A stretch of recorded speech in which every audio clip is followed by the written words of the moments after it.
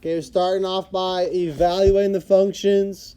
Use the equation to fill out the tables, and then use the tables to make your graphs. If you're going to do the first one here, you plug in -2 into the equation, you're going to get -6. Do the rest. Gave the first one for you so you know you're on the right track. In this table over here, plug in -4. You're going to get +5. +5. Okay, if those are your first values, you know you're on the right track. All right, what's the constant rate of change in that table we just filled out? It's adding 2. From one term to the next, it adds 2. Adds 2. Adds 2. From one term to the next. That's a constant rate of change. So there's our table for Q of X. Now, is there a constant rate of change in this one? No. All right, so we're not going to see that constant rate of change in this table because from this Y value 5 down to that one, it's going down by 5. And that doesn't change the same on the next value. From 0 to -3, it goes down 3, a different value. And then that goes down 1. And then it starts doing what? It starts going up. Up 1, and then up 3, and then up 5. Now, is there a pattern in those differences? Maybe. So what we did are called first differences. So what we have in red are called first differences.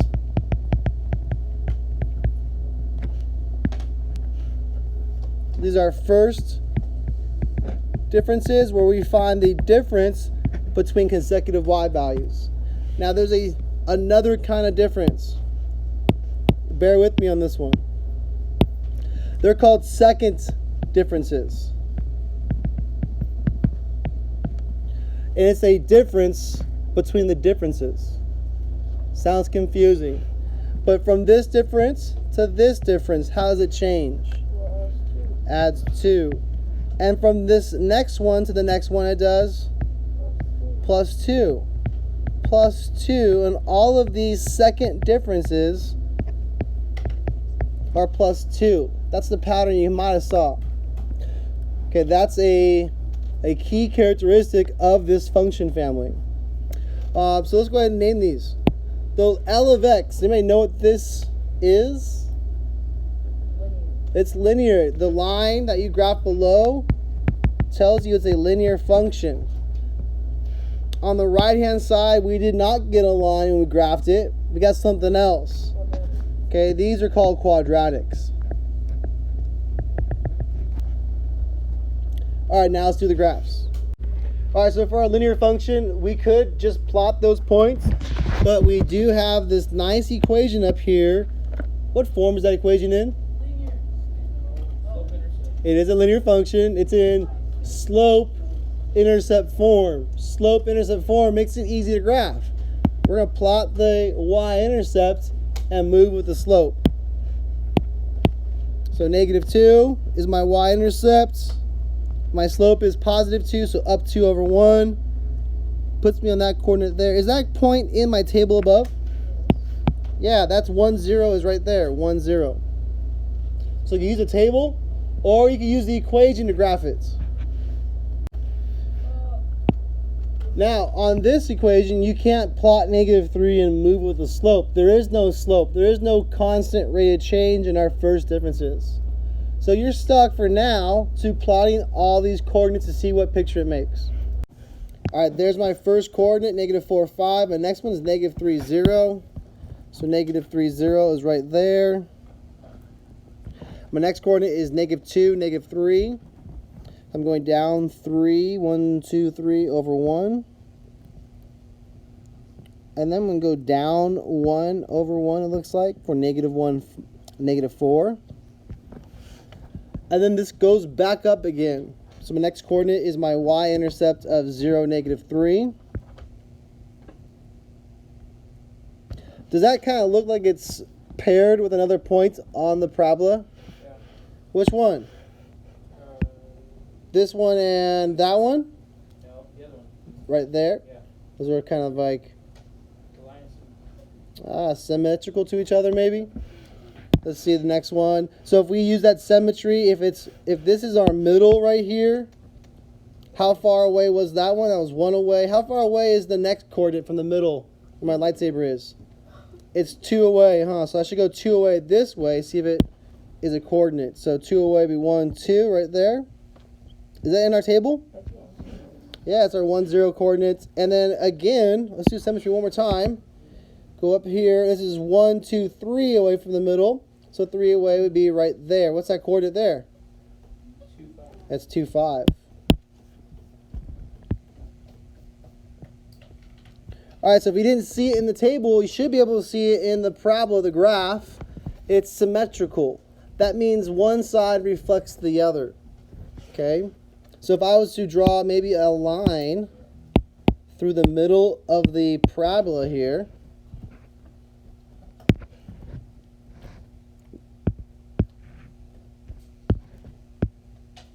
okay, there's our vertical line that cuts the parabola in half. You can see the reflection a lot better. That these points are equidistant from that line, that vertical line. 1, 2, 3, 1, 2, 3. Okay, they're kind of reflection points. What's the only point that doesn't have reflection? The one on the bottom down here, right? The middle points. Okay, that middle points. You can also see that in our table up here. So at this point right here is the middle. All the other points kind of reflect around this. -3, -3. 0, 0. 5 and 5. Okay, that's kind of our symmetry points, our middle points.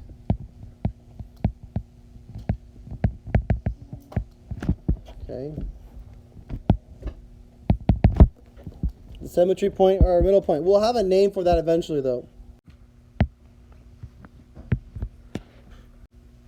All right, now let's talk about some key features. Let me just get both graphs in view here. All right, so give me one key feature. All right, so one key feature is a y-intercept. Do both graphs have a y-intercept? Yeah, this y-intercept here, let's go ahead and label it. Y-intercept is 0 what? -2. My y-intercept over here is that point there, which is 0, -3. All right, another key feature that both graphs have are x-intercepts. Our line crosses here, that value, that x-intercept. That x-intercept is what? 1, 0, 1, 0 for that x-intercept on the linear graph. And for my parabola, my quadratic graph, it crosses how many times? Twice. Both of those are x-intercepts. So we have to label both of them as x-intercepts. We'll give them more names tomorrow. What's my smaller one of the two? 1, 0. The smaller one's the more negative. -3, 0. Yeah, -3, 0 is my smaller x-intercept. And the other one is 1, 0. Okay, those are the coordinates where it crosses. Now, will a line always, a linear graph, always have one x-intercept? Yes, it will always have one x-intercept. It will always have one y-intercept. What about parabolas? These are called parabolas, these U-shaped graphs. Will these always cross the x-axis? No. I can move this up above, it will never cross. If I take all the coordinates and move them above the x-axis, it will never touch the x-axis. Okay. Will these always have a y-intercept though? Yes, it doesn't matter what arm, one of these arms will cross the y-axis. It will cross the y-axis. But it doesn't always have to cross the x-axis. All right, so what the quadratic has that the linear doesn't is a max or min value. We see the minimum value here in this parabola is that point. So that's our min value. It's right at our middle point too. That minimum value of what? What's that y value there? -4.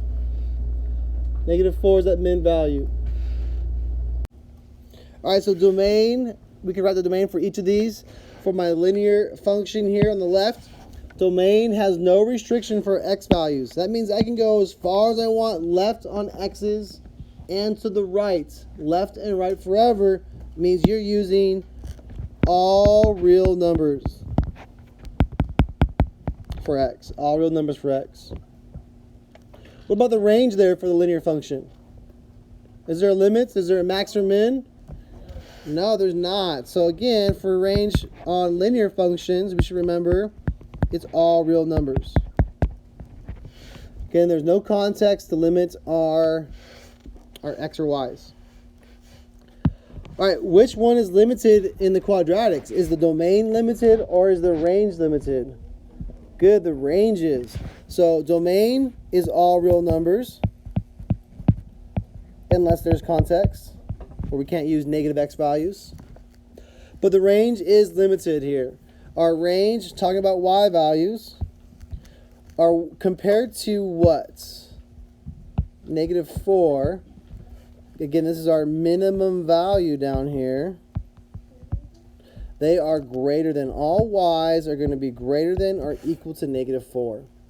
Again, we use the min value, our extreme, to build the range. Okay, the range is built from your maximums and minimums. All right, comparing the two equations, we saw that our linear function didn't have a squared variable. It was degree 1. All right, where our second, our q of x, actually had x squared in there. And that is a second degree polynomial. So if you ever see a polynomial, could be 2 terms, could be 3 terms, and you see x squared, you're looking at a quadratic equation. Now, just like the linear family, the quadratic family also has 3 different forms it can be in. 3 different forms. All right, so just like linears, we have 3 forms of quadratics. Our standard form is ax squared plus bx plus c. So a, b, and c are just numbers. Now we'll use those numbers to find other key features. Also to see what it looks like too, what the problem might look like. All right, factored form.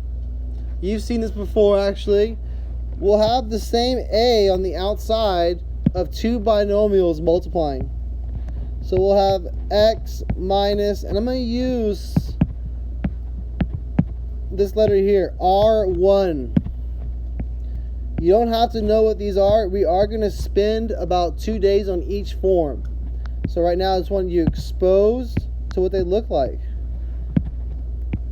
So that's a times x minus R1 times x minus R2, not R2D2 to be confused.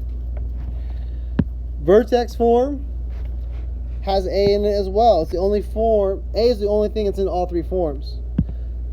And then we're going to see x minus h squared plus a number for k. So all those letters that I have color, the red, the magenta, the purple, they all become numbers. And these all will show us different things. All right, we saw their graphs makes what kind of shape?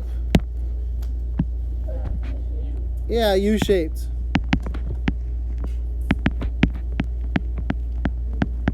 So a U-shaped graph, they're called parabolas. And there are 2 different versions of them. They open up like a happy face, or they open down like a sad face. One or the other. We also saw that the graphs, the U-shapes, are symmetrical.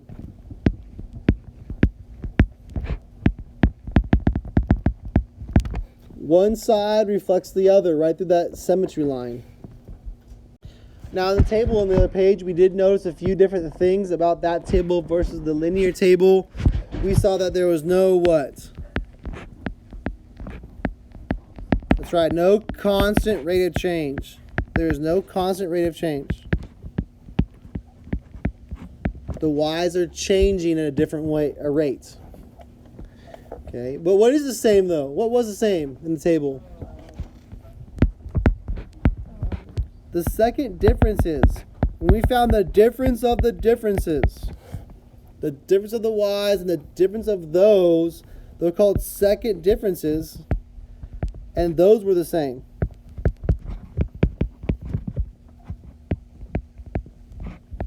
That right there is probably the best way to determine something's quadratic, because you'll be asked, look at a table, and can you tell if is it linear or quadratic, or neither?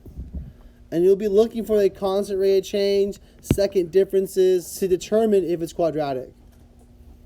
Okay, the table is the hardest thing to see if something's linear versus quadratic. Okay, and the other thing in there we can use to help us spot something being quadratic is the symmetry. Okay, the table shows symmetry. It shows symmetry around a middle point. Okay, that point doesn't have that y repeating. All the other y's repeat. All right, let's practice graphing more of these parabolas. All of our homeworks are going to be a little bit longer in page length not because there's more problems, we just need more space for graphing. Okay, so don't freak out when you see 3 pages for a homework. It's not more problems, it's more space for graphing. Same number of problems, probably even less actually than past ones. Okay, all right, so on this example, I want you to use the equation there. You can convert it to standard form if you want. Hey, what form is that in right now? Does it look like one of those forms up there? It looks like factored form. Factored form. So right now we're looking at factor form.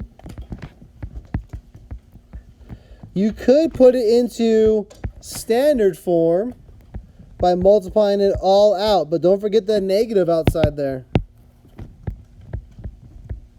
You can use either one to fill out your table and then graph your points.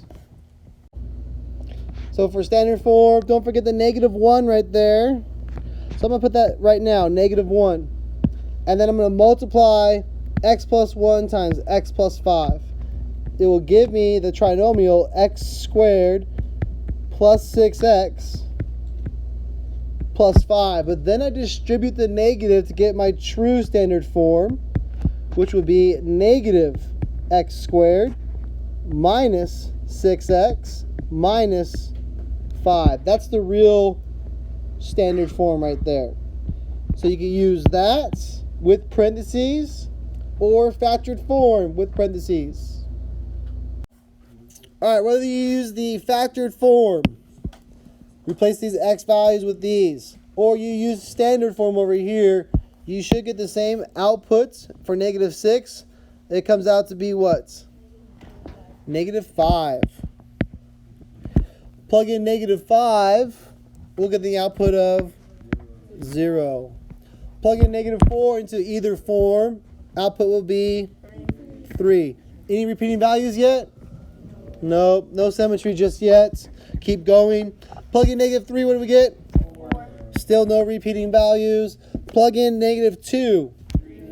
Now we start repeating, it looks like. Okay, let's see if we get the same thing. If we have 3's on this side, we should get what next? 0. Is that what we got? Plug in -1, you get 0. And plug in 0, -5. That's easy to see because when you plug in 0, into this form at least, all you're seeing is the constant here. All right, let's plot those values. All right, there's our table. Do you see symmetry in the table? Yeah, around what points? -3, 4, right? There's no repeating 4. We do have 3's that repeat, 0 and -5. So I'm going to assume that's my middle point right here. And we can see that also in the graph. Again, we will have a name for this middle point eventually tomorrow. Okay? Right now it's the middle points. Okay, and it's also where the what lives? Very good, the maximum, which will build our range here in a second. Okay, so that point, the middle point, is that point right there. All right, and we have a max there of 4, the y value 4. All right, so the middle point, what's another key feature we see on the graph? Before, let's do all the key features first, and then we'll go back to domain and range. Yeah, we have some intercepts here. We have a y-intercept. What's our y-intercept?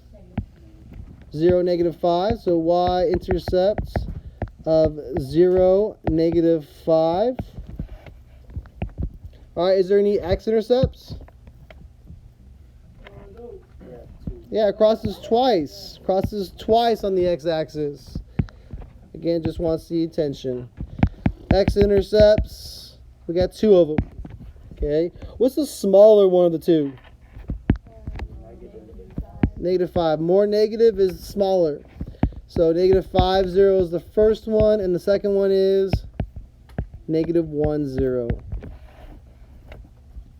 All right, before we write down domain and range, I want you to look at the 2 forms we have. We have what form up here first?